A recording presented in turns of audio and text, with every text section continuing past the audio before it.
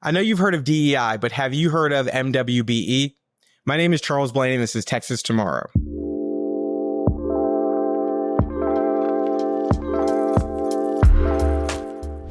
Local governments across the state have MWBE programs. These are minority and women business enterprise programs, which in many cases set aside a certain percentage of government contracts for specifically designated MWBE firms that are 51% or more owned by someone in a minority group. And when I say firm, I just mean business.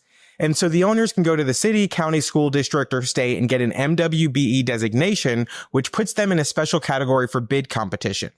Now, one family in Houston is hoping to change that nationwide. It's a Houston-based family-owned landscaping consulting company, and they're suing the city and Harris County over their MWBE programs. Their argument is that these programs unconstitutionally prioritize race over merit for government contracts. And, they have a 50-member workforce that is mostly Hispanic. However, the owners are white, meaning they are not qualified for the MWBE program set-asides. And they're often forced to hire a subcontractor to do work that they could otherwise do themselves because these programs require a certain percentage of government contracts to go to MWBE vendors.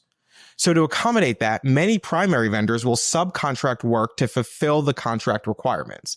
If you don't comply, you could be prohibited from future bids, payments on current projects could be withheld, or the project could be terminated altogether. Now, on Harris County's side, they specifically claim that businesses owned by women or racial minorities are socially disadvantaged and need the program. And they argue it's inconsistent. The family argues it's inconsistent because things like Pakistani-owned businesses get a benefit while Afghani-owned businesses do not. Here's an example of what this family has to go through. The family won a 5-year contract with the city of Houston years ago, and they're currently in year 3. The contract was for $1.3 million, but because of the city's requirement that 11% of the contract go to a minority-owned firm, they have to hire a subcontractor to fulfill that requirement and pay them about $143,000. A vendor with the designation would be able to keep 100% of the contract amount if they were to have won one.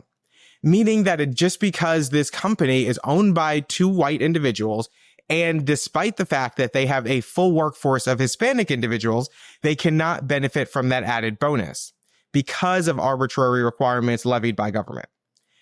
Their federal suit is sure to make waves either way it goes. But isn't it crazy that amid all of the talk of DEI and removing it from government agencies and schools, these programs run rampant in state and local governments in Texas, and it takes a family filing a federal lawsuit to hopefully gain some relief at the end of the day.